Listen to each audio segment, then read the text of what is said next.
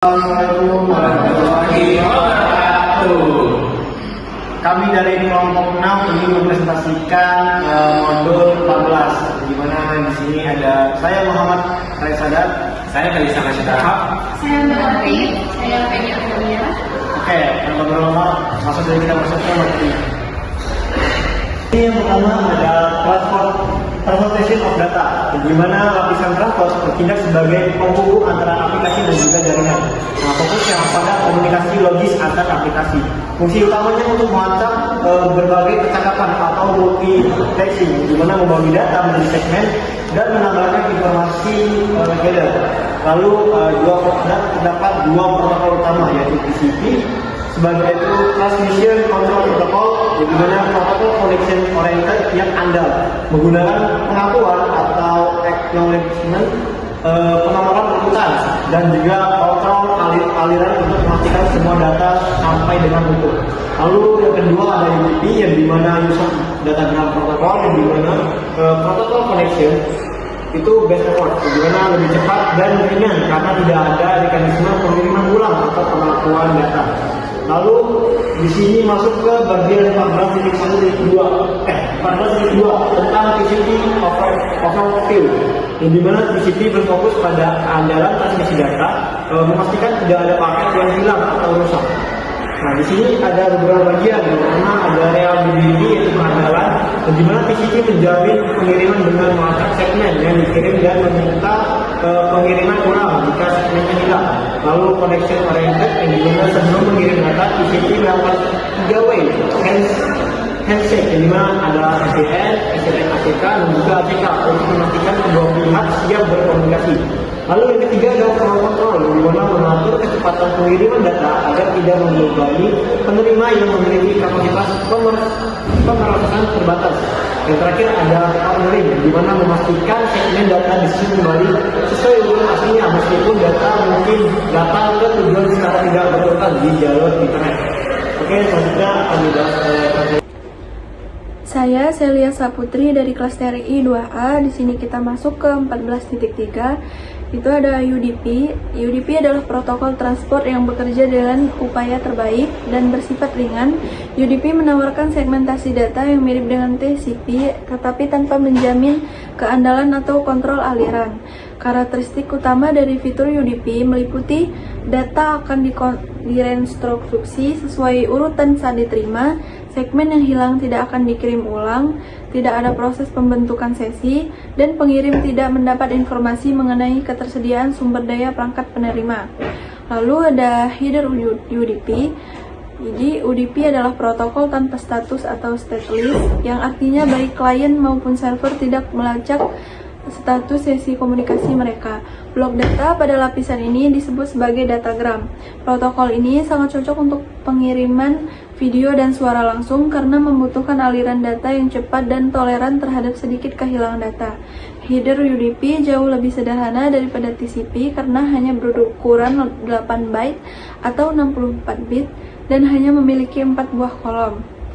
Selanjutnya yaitu color header UDP. Ada 4 kolom yang ada di header UDP berukuran 16 bit.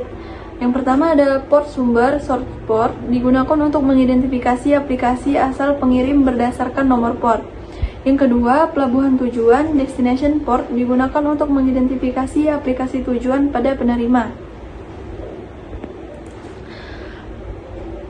Lalu ada panjang, length, menunjukkan total panjang dari keseluruhan header datagram UDP. Lalu yang keempat ada checksum, berfungsi untuk melakukan pengecekan jika terjadinya kesalahan, error checking pada data dan header datagram yang dikirim. Lalu selanjutnya ada aplikasi yang menggunakan UDP, tools.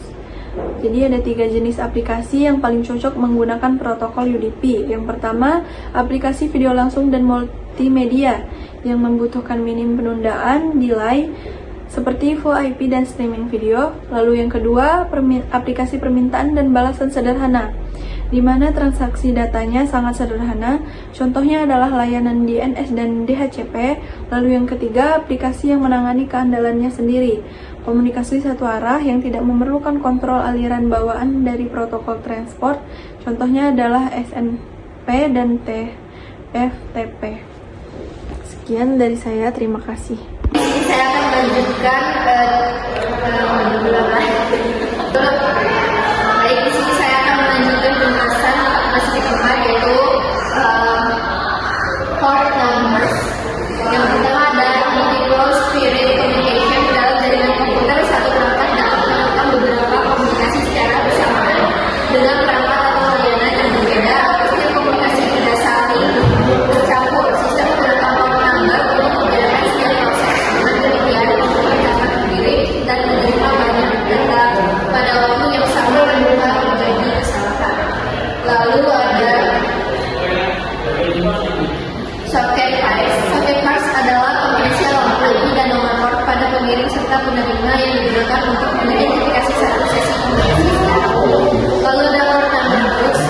Nomor port dibagi menjadi 3 kelompok utama, yaitu route nodes digunakan untuk layanan umum seperti HTTP, HTTPS, dan FTP. Lalu ada register port digunakan oleh aplikasi tertentu yang terdaftar. Lalu ada dynamic private port digunakan sementara oleh perangkat saat membuat koneksi ke server. Setelah itu ada the nest command. Nested adalah perintah yang digunakan untuk melihat status koneksi jaringan pada komputer. Perintah ini dapat menampilkan port yang sedang digunakan, koneksi yang aktif, alamat IP yang terhubung, serta layanan yang berjalan. Nested sering digunakan untuk menganalisis masalah jaringan dan memeriksa keamanan sistem. Baik, segitu saja dari saya, akan dilanjut oleh teman saya. Di kelas di sini server menjalankan aplikasi yang digunakan pada prosedur untuk menerima koneksi dari klien. Setelah koneksi diterima, server dapat melayani komunikasi data dengan satu atau lebih klien. Di 14.5.2 itu ada connection history, yaitu sebelum mengirim data, TCP membangun koneksi menggunakan three-way headset, yaitu SYN, ACK, ACK. Di 14.5.3 ada session termination, di mana setelah komunikasi selesai, koneksi TCP ditutup menggunakan proses four-way headset dengan pertukaran paket SYN dan ACK agar koneksi berakhir dengan aman. Di 14.5.4 three-way headset memastikan kedua perangkat siap berkomunikasi dan menetapkan serta sehingga pengiriman data menjadi adil dan beruntung. Di 14.5.5 berisi penjelasan visual mengenai proses three-way headset, mulai dari pengiriman SYN ke SYN ACK hingga ACK sebagai kanal koneksi berhasil. Di 14.5.6 ada check your understanding, di mana bagian ini berisi soal atau modul untuk menguji pemahaman mengenai proses komunikasi TCP, termasuk pembentukan koneksi, pengiriman data, dan pengertian koneksi. Sekian dari saya. Menjelaskan di chapter 14.7, yaitu ada UDP communication.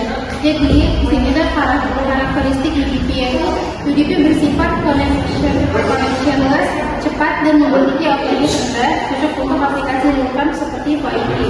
Ini juga pengiriman datagram. UDP tidak menjamin urutan atau keandalan pengiriman data. Jika urutan penting, aplikasi yang harus mengaturnya.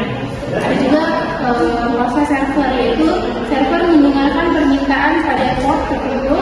Contohnya ada DNS 53 dan radius 1812. Sini juga ada proses client, di mana client menggunakan port sumber dinamis dan mengirim ke port server. Juga pada saat server membalas port tersebut, port sumber dan tujuan saling bertukar. Jadi selanjutnya akan dijelaskan oleh selanjutnya di 14.7 yaitu UDP communication.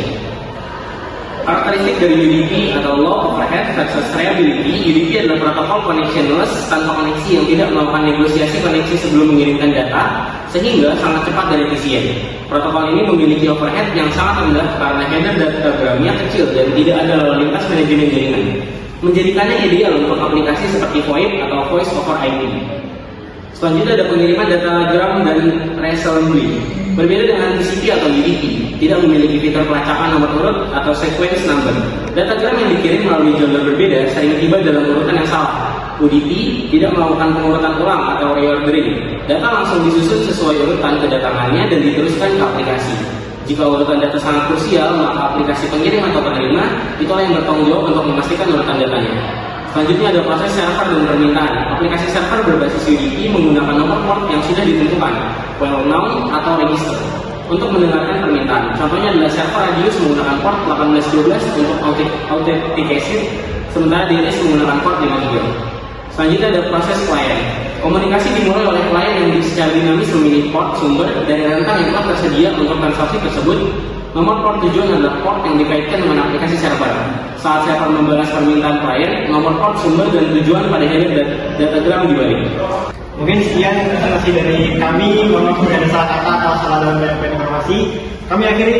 Wassalamualaikum warahmatullahi wabarakatuh.